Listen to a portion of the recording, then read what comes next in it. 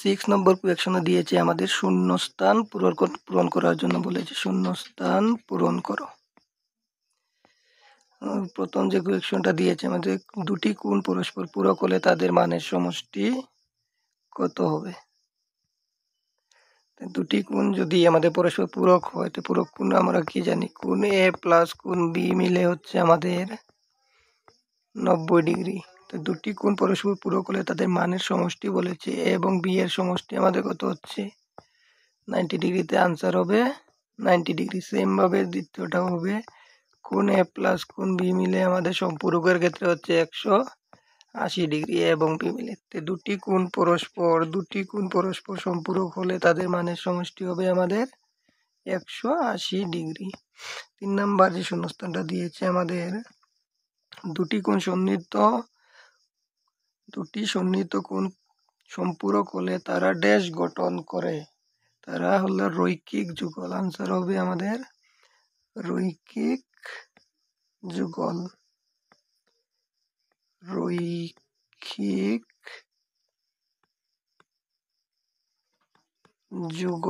গঠন করবে।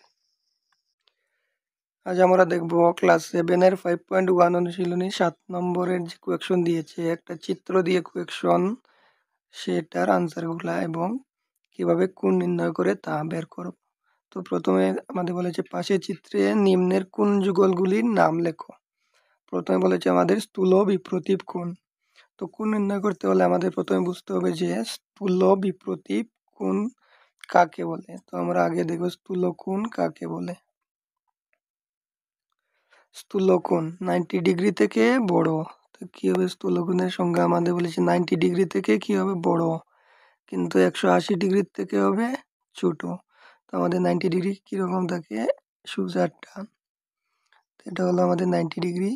90 ডিগ্রিতে বড় কোণ হতে হলে এই জায়গাটা হবে, এই চিত্রে আমরা দেখিয়ে দিচ্ছি 90 ডিগ্রি থেকে বড় কতটুকু জায়গা হয় আমাদের 90 ডিগ্রি। তো 90 ডিগ্রি থেকে বড় হতে হলে এই জায়গাটা কিন্তু আবার 180 ডিগ্রির থেকে ছোট। তো ওই পুরা কোণটা হয় আমাদের 180 ডিগ্রি। তো আমাদের 180 ডিগ্রি থেকে ছোট হতে হবে। তো 180 ডিগ্রি ছোট তো 90 ডিগ্রি থেকে বড়, এরকম যদি কোণ থাকে আমাদের স্থূল কোণ বলে। আর বিপ্রতীপ বলতে আমাদের দুইটা সরলরেখা যদি একে অপরকে ছেদ করে তার বিপরীত পাশে যে কোণগুলা উৎপন্ন হয় এই কোণগুলাকে বলে আমাদের বিপ্রতীপ কোণ। তো আমাদের মনে রাখতে হবে দুইটা সরলরেখা একে অপরকে যদি ছেদ করে তো বিপরীত পাশের এই একটা কোণ এই একটা কোণ এদিকের এই একটা অর্থাৎ দুই জোড়া বিপরীত কোণ বের হয়। এই কোণগুলি হলো আমাদের স্থূল নয় বিপ্রতীপ কোণ। তো প্রথমের আনসার আমাদের কি হবে স্থূল বিপ্রতীপ কোণ বলেছে। তো এখানে আমরা দেখছি এ ডি বি ডি এবং এসি সরলরেখা একে অপরকে ছেদ করেছে, তার মানে কোণ হবে কোনটা এ ও বি একটি কোণ এবং অপর কোণ হবে বি ও সি এক্স এর উভয় পাশের কোণ। তো আমরা লিখবো স্থূল বিপ্রতীপ কোণ। নাম বলেছে আমাদের কোণের চিহ্ন আমরা কিভাবে দেবো, এইভাবে কোণের চিহ্ন দেবো এইভাবে। একটি কোণ হলো আমাদের এ ও ডি, একটি কোণ এ ও ডি কমা অপর কোণ হলো আমাদের বি ও সি। এটা হলো আমাদের স্থূল বিপ্রতীপ কোণ। অর্থাৎ আমরা একটা দেখতে পাচ্ছি যে 90 ডিগ্রি হতে হলে আমাদের পুরোটা হতে হয়, তো আমাদের পুরোটা হয়নি অর্ধেকটা হয়েছে। তার মানে 90 ডিগ্রি ছোটো কিন্তু 90 ডিগ্রি এই জায়গাটা হয়, তো 90 ডিগ্রি থেকে অনেকটা বড় আছে। নিচের ক্ষেত্রে আমাদের সেম হবে, অর্থাৎ 90 ডিগ্রির থেকে বড় কিন্তু 180 ডিগ্রির থেকে ছোট, তাই আমরা ওই দুটি কোণ ধরে নিয়েছি।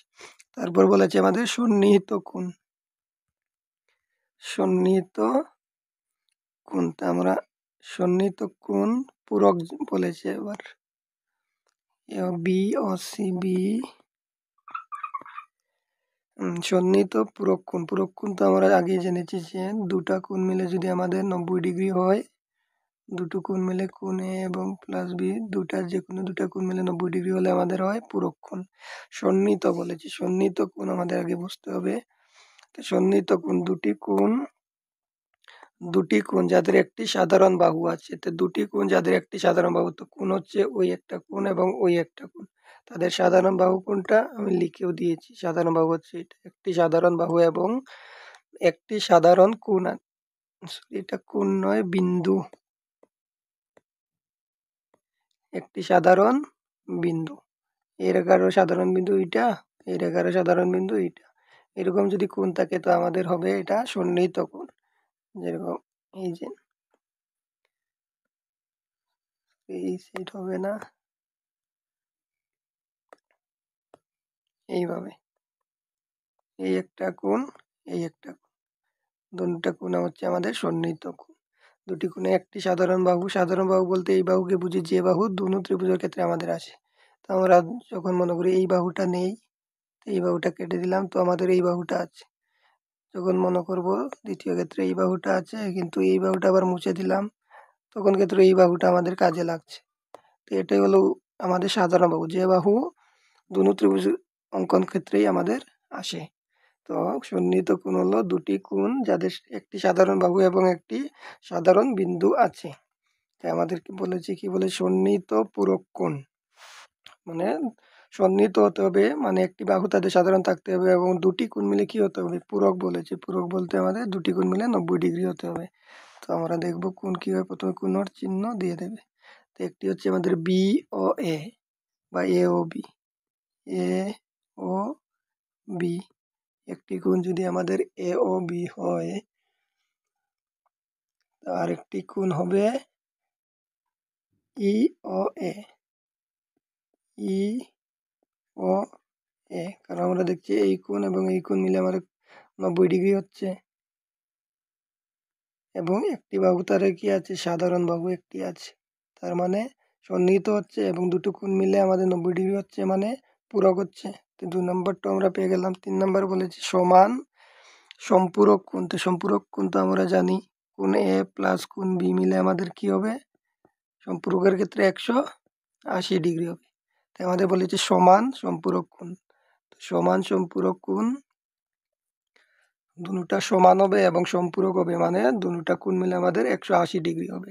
তো সমান সম্পূরক কোণ হচ্ছে আমাদের, যদি একটা আমরা ধরে নিই এটা, যেটা এখন আমরা লাল কালার দিয়ে দেখাচ্ছি, এই একটা আর ওইদিকে একটা সমান সম্পূরক কোণ। তো ই ও বি, একটি কোণ যদি আমরা ধরি ই ও বি, অপর কোণ হচ্ছে আমাদের কি ই ও ডি। দেখুন ই ও ডি, দুটো কোণ মিলে আমাদের কি হচ্ছে ওই কোণ এবং ওই কোণ মিলে আমাদের পুরো কোণটা হচ্ছে, মানে পুরো কোণ আমাদের এক সাইডের পুরো কোণ কত থাকে আমাদের 180 ডিগ্রি, মানে সম্পূরক হয়ে গেল। তো এটাও শেষ হয়ে গেল আমাদের। 4 নম্বর কি বলেছে অসমান সম্পূরক কোণ। অসমান সম্পূরক কোণ, তো অসমান হবে কিন্তু দুটা মিলে আমাদের কত হতে হবে 180 ডিগ্রি।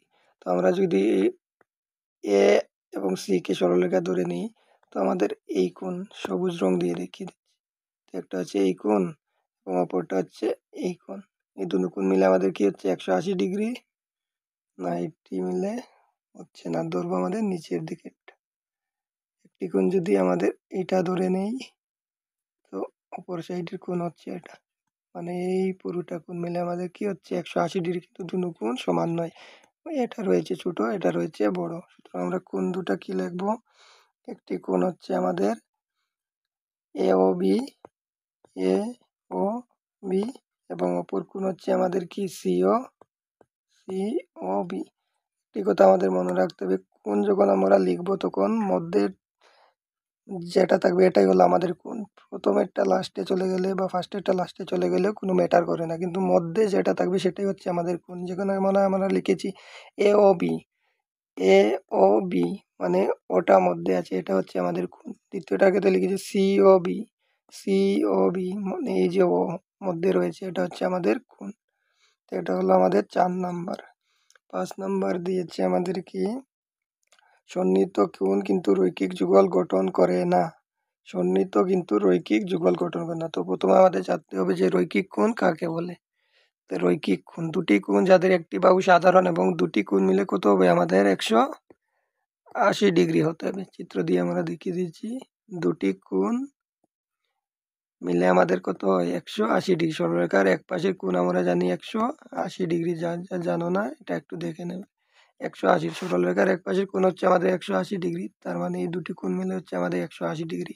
কিন্তু রৈখিক যুগল কখন বলো? দুটি কোণ মিলে যখন 180 ডিগ্রি হবে এবং তাদের একটা সাধারণ বাহু থাকতে হবে এবং কোণ অর্থাৎ সন্নিহিত কোণের মতোই হবে, কিন্তু দুটা কোণ মিলে আমাদের কত হতে হবে? 180 ডিগ্রি, তখনই আমরা তাকে রৈখিক বলবো।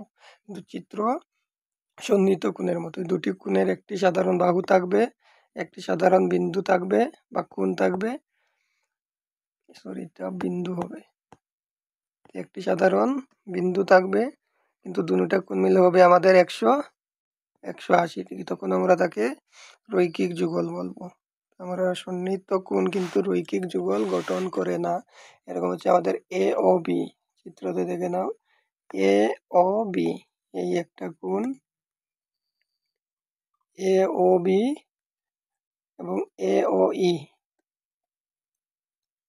রৈখিক যুগল গঠন করে না। তাই কোণ কি হবে আমাদের? এ ও বি, এ ও বি কমা আরেকটা হবে এ ও ই, রৈখিক যুগল গঠন করে না বলেছে, আমাদের 180 ডিগ্রি হবে না।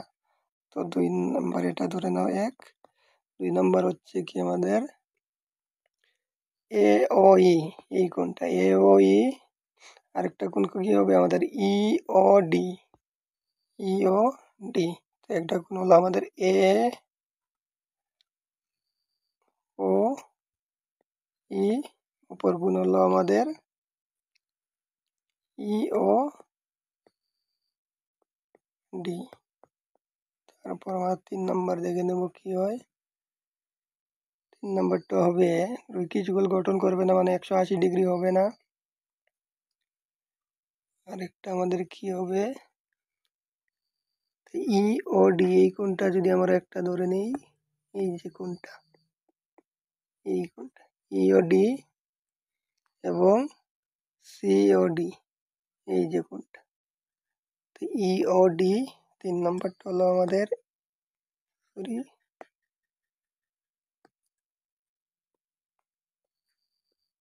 ই ও ডি কমা অপর কোণ হবে আমাদের কি দেখেছি ডিও সি বা সি ও ডি, এটাই হলো আমাদের কোণ।